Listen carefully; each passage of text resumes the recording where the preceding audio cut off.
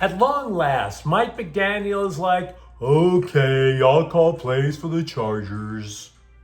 We don't know which free agents the Rams will bring back, but we can guess one who definitely needs an Uber out of town. And Rui Hachimura accepts a six-man role with the Lakers with grace. Good morning. I'm James. And this is your daily dose of sports and snark for the greatest sports city in the world, Los Angeles. This is the faithful Angelenos Morning Report. It is January 27, 2026. Welcome back to the home office. Do you like being in the know about LA sports? Well, if you do, clickety-clack the like button. Clickety-clack the subscribe button. There's a notification bell. Hit that. It'll let you know when we drop an update.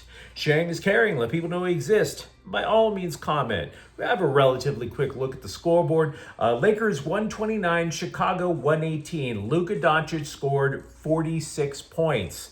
The Kings at Columbus was postponed. You might have heard it's snowing in a lot of places. So the game was rescheduled for March 9th. Meanwhile, today the Clippers are at Utah at 7 o'clock. Bogdanovich is out, and the Kings are at Detroit at 4. We think. So with that said, what do you say we get to the news? Finally, Mike McDaniel has a place to hang his pajamas. The former Miami head coach and substitute teaching cosplayer accepted the Chargers offensive coordinator gig after a week of hemming and hawing, slow walking, sending Jim Harbaugh a voicemail, leaving Joe Ortiz's text marked unread, whatever the hell you want to call it. I don't know about you, but when I get a job offer, they don't want to wait a week for me to answer the email. Now, McDaniel delayed because he was in the running with at least 3 different teams to be their head coach and 2 others as a potential offensive coordinator. I'm going to assume that the Bolts were finally like, look, bro, either poop or get off the pot. Either way, he's in, and accolades just poured in from sea to shining sea. His playbook has been called revolutionary. He was lauded for making Tua Tagovailoa actually look like an NFL starting quarterback. And of course, Harbaugh said he wanted, quote, a head coach for the offense, unquote. So hey, what could possibly go? He hasn't won in the playoffs either. I am not here to launch cheap shots. I am perfectly willing to come here next offseason and tell you if I'm wrong. I don't shy away from saying, hey, I didn't get this right. I don't believe in this hire. First of all, not that it's important or anything, but Miami's offensive production dropped in the last 3 years precipitously. In 2023, the Dolphins had the second best passing offense in the NFL. From 2023 to 2025, it was a drop of more than 1,600 yards. They were 25th last year, just ahead of Geno Smith. Miami was in the lower half of the league for touchdowns last year. Now, you might say, hey, Miami lost a lot of people to injury. Fair. But Miami's offense, McDaniel's offense, was predicated on speed. And the Chargers are not a fast football team. So, what this tells me is either McDaniel has to change his approach, which he could do. Coaches have been known to do it once in a while. Sean McVay did with the Rams. Either he has to change his approach or the Chargers have to change personnel. Because if McDaniel tries to run the offense that he had with the Dolphins, that's not even the style Harbaugh is used to. And by the way, the style that Harbaugh won a ton of football games with. It was the style that got the San Francisco 49ers to a Super Bowl. It was the style that won Michigan a national title. Harbaugh has run a more traditional offense and won with it for more than 20 years. I realize what I'm saying is going against the grain. If you argue that former OC Greg Roman simply didn't scheme well enough to keep his job, that is a totally fair argument. And I do believe that McDaniel could have done better than a field goal in New England a few weeks ago. But that's a low bar to clear, guys. Multiple scribes said McDaniel was known for condensed formations and motions that put defenses off guard. Really? So what you're saying is they ran Sean McVay's playbook when he was in 11 personnel. But I don't want to stop there. Look, I was going through all these examples, these clips of McDaniel's playbook, all these pre-snap motions and this, that, or the other. All of the pre-snap motions involved Tyreek Hill. Pardon me. Because of course the defense has to account for Tyreek Hill at all times. He was the fastest guy in the NFL. Motion gets him a head start. Motion puts the linebackers on high alert. But there is no cheetah on this roster.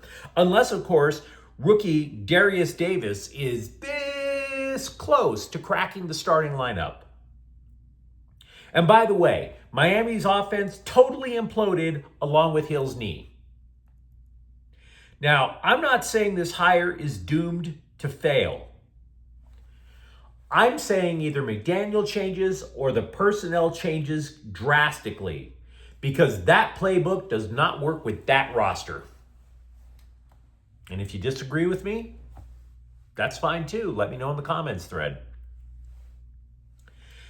Side note, also, just like McDaniel, Phillip Rivers withdrew his name from the Bills coaching search after he interviewed. Which means coaching high school in rural Georgia is still better than living in Buffalo. Now, as for coaching on the other side of the ball, the Bolts conducted several interviews with internal candidates for the vacant defensive coordinator gig. It included defensive backs coach Steve Klinkstale, safeties coach Adam Fuller, linebackers coach Dylan Ronnie. Now, like Jesse Minter, Klinkstale and Ronnie followed Harbaugh from Michigan to the NFL. Fuller, on the other hand, came from Florida State. In a piece of definite good news, the Bolts moved quickly to solve a potential problem on defense. They have retained tackle Teair Tart for 3 years, about $37.5 million. For all the injuries the Chargers have undergone, and there's a reason that the verb chargering exists, Tart has not missed a game in the 2 years he's been in LA. Now, obviously, with Khalil Mack and Odafe Oweh as potential free agents, there could be an issue with the pass rush, but Tart was pretty damn good against the run. So we have a lot of Chargers news to discuss. Feel free to let me know what you think in the comments thread. Back when I was writing for newspapers, back when people actually bought newspapers, we would call the season end recap for the teams an obit. It's kind of like the saying, a coward dies 1,000 deaths, your team dies every year. So the obits for the Rams are pouring in. And a lot of it went along with my assessment on the team's upcoming offseason. Like, for example, safety Cam Curl is arguably their biggest free agent. Also on that list, though, of free agents, tight end Tyler Higbee, right tackle Rob Havenstein, and wide receiver Tutu Atwell. And I really wouldn't have a problem if all three of them left. I realize Higbee is appreciated. He's also 33. Havenstein's is also 33, by the way. And Warren McClendon passed the dude on the depth chart. When asked by the scribes after the Seattle loss, by the way, Havenstein said retirement is on his mind. But all of that pales in comparison, because no matter how much encouragement, no matter how many self-help tapes Sean McVay handed to Tutu Atwell, nothing has worked. Period. Atwell was signed to a fully guaranteed $10 million contract and caught 6 passes. Only 1 going for a touchdown. And oh, by the way, it wasn't like he was injury prone. He was a healthy scratch Sunday in Seattle, a week before, healthy scratch in Chicago. And I will tell you, I'm glad he's healthy because the UFL kicks off on March 27th, dude. 6 catches. He had 7 times as many receptions in 2024. And by the way, nobody remembers any of them either. The dude has been in the NFL for 4 years. Puka Nacua had more catches last year than Atwell has had in his entire career. Cornerback Jacoby Durant, by the way, is also a free agent. And the Rams have the 9th most cap space in the NFL. But there are curious decisions to make, which is another reason why Atwell is on the way out. Here's some people in line for extensions. Anybody want to keep Puka Nacua?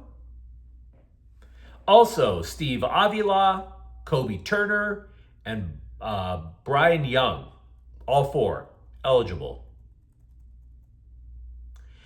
Also with the Rams, passing game coordinator Nate Scheelhaase completed a second interview for the Cleveland head coaching gig.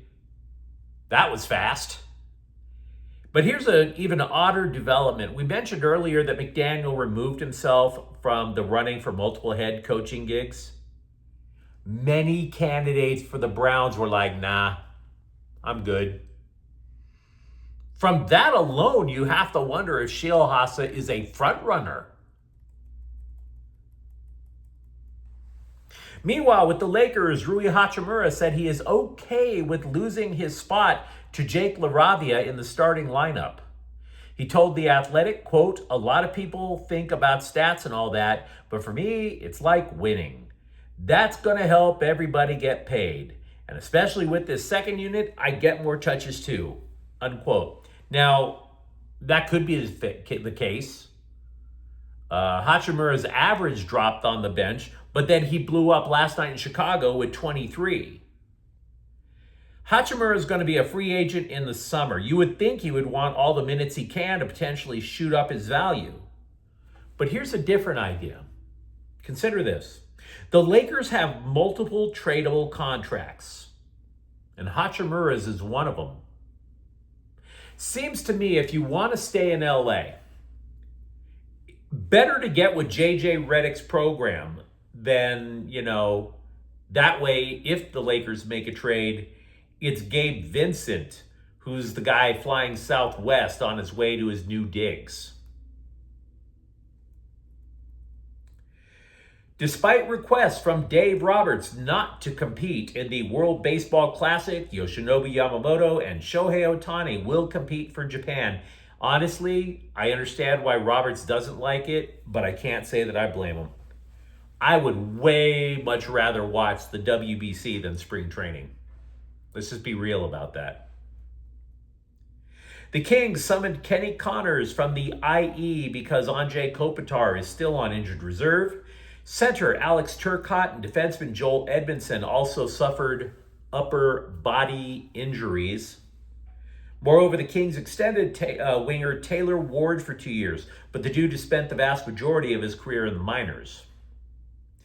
And with a quick check of the AP Top 25, neither UCLA or USC received a single vote in the AP Top 25. They're still kind of sort of better than bubble candidates for the NCAA tournament, but it's not looking good for college hoops out here.